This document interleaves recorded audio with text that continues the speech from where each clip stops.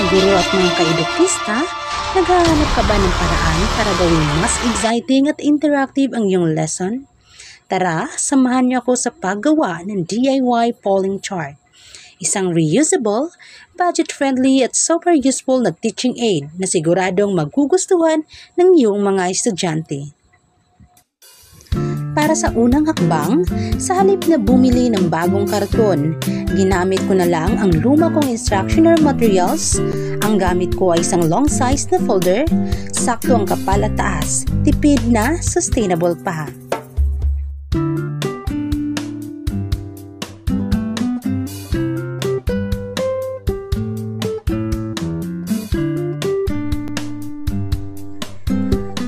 Baluti ng colored paper o cartolina.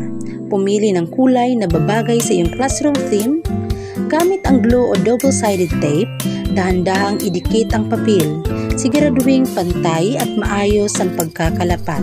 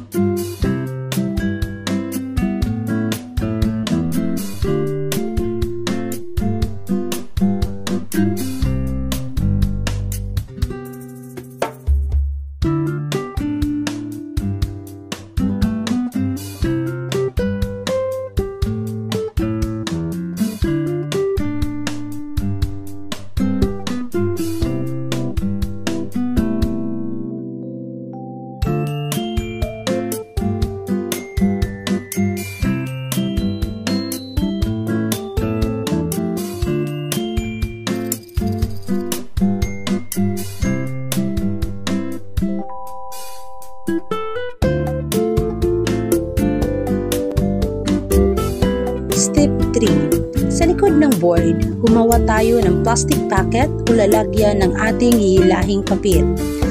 Siguraduhin lang na maluwag ito para madali nating maipasok at mahugot ang mga ito.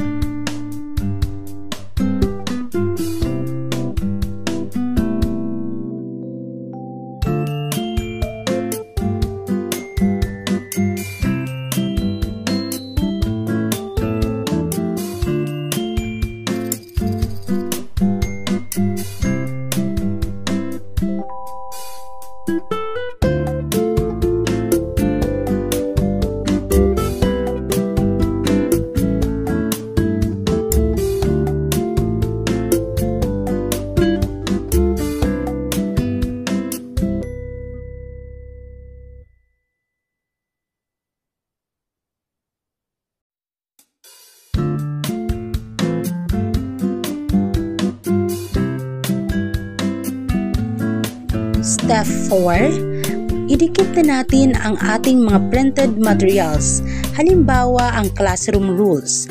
Pagkatapos, balutin natin ito ng plastic cover o lagyan ng scotch tape para protektado at mas matibay.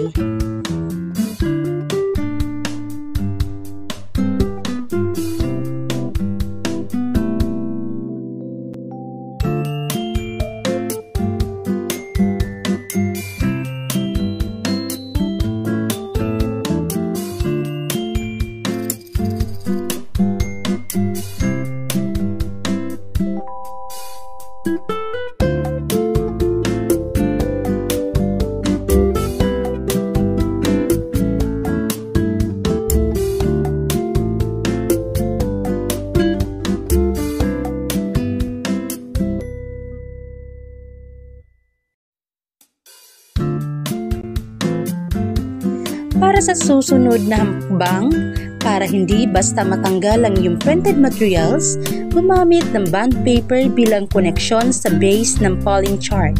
Idikit ito sa gilid ng iyong materials.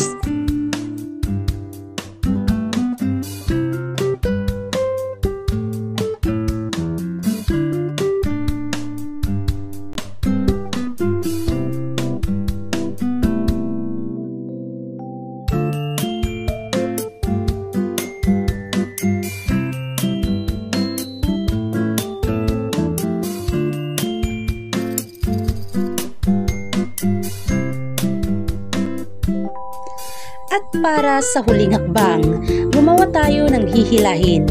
Karaniwan ay arrow ang gamit, pero para maiba, gumamit ako ng parihabang hugis mula sa kartulina. Simple pero functional.